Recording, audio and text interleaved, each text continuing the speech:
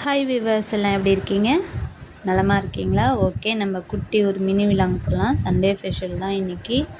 Okay, உங்கள் வீட்டிலாம் இன்றைக்கி Sunday என்ன ஸ்பெஷல் பண்ணீங்கன்னு எனக்கு கமெண்ட் பண்ணுங்கள். எங்கள் வீட்டில் இன்றைக்கி வந்து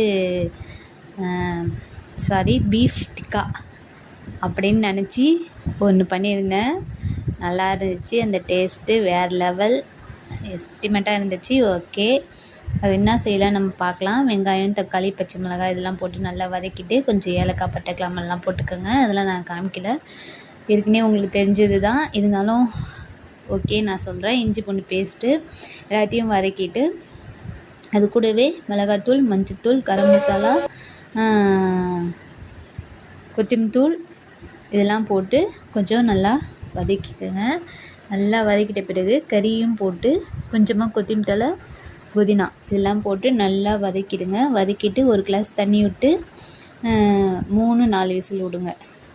ஏன்னா நான் வந்து சின்ன சின்ன பீஸ் தான் வந்து அதாவது சிக்கன் 65 பீஸ் எந்த சைஸில் இருக்குமோ அந்த மாதிரி நான் வாங்க விட்டுருந்தேன் சொல்லியே கேட்டு.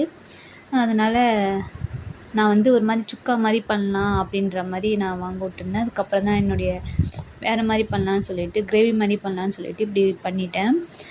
ஓகே, கிரேவி மாதிரி பண்ணல, ஆன மாதிரி பண்ணிட்டேன்.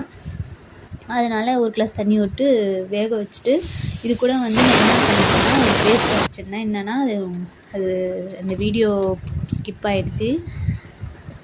முந்திரி, பாதாம், கசகசா 3த்தையும் போட்டு கொஞ்சம் பேஸ்ட் மாதிரி அடிச்சுக்கோங்க. தேங்காய் கூட வந்து மிளகும் ஜீரகமும் ஒரு பேஸ்ட் அடிச்சுக்கோங்க. இது 2த்தையும் ஆட் பண்ணி ஒன்றாவே போட்டு அவ்வளோதான். ஒரு மிக்ஸ் ஒரு ஓட்டு விட்டுருங்க, அவ்வளோதான். அதோட இந்த குழம்பு கூட ஆட் பண்ணி நான் தனியாக ஒரு சட்டியில் ஊற்றிட்டு இந்த தேங்காய் பேஸ்ட்டையும் போட்டு கொஞ்சம் நேரம் கொதிக்க வச்சுட்டு இறக்கிட்டேன். அவ்வளோதான். சுட சுட சோறு, பீஃப் குழம்பு எல்லாத்தையும் முடிச்சுட்டு அறக்க எல்லா வேலையும் முடிச்சுட்டு டக்குன்னு ஒரு ஐடியா தோணுச்சு, பீச்சுக்கு போகலான்ட்டு. ரொம்ப நாள் ஆச்சு வெளியே போயின்னு சொல்லிட்டு. சரி ஓகே, எங்கள் ஹஸ்பண்ட் கிட்டே கேட்டு பார்த்தேன். அவங்க என்ன சொல்லிட்டாங்க, எனக்கு வேலையாக இருக்குது, நான் வரமாட்டேன் அப்படின்ட்டாங்க.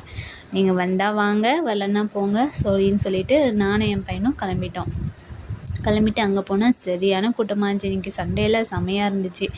பீச்சில் கொஞ்ச நேரம் நின்றுட்டு உட்காந்துட்டு அங்கே எல்லாம் ஸ்நாக்ஸையும் சாப்பிட்டுட்டு நம்ம மணலில் என்னெல்லாம் எழுதி பார்ப்போமோ அதெல்லாம் எழுதி பார்த்துட்டு அதுக்கப்புறம் இங்கே ஒரு பூங்கா மாதிரி கட்டியிருக்காங்க இந்த பீச்சுக்கிட்டேயே. நல்லா இருந்துச்சு. செம்ம என்ஜாய்மெண்ட்டு தான் அங்கே போனாவே. ரொம்ப நேரம் உட்காந்து ஸ்பெண்ட் பண்ணி நல்லா ஃபேமிலியோடு போனீங்கன்னா நல்லா ஸ்பெண்ட் பண்ணிவிட்டு சூப்பராக வரலாம். பக்காவாக இப்போ ரெடி பண்ணியிருக்காங்க. ஓகே ஃப்ரெண்ட்ஸ், இந்த விழா முடியுது.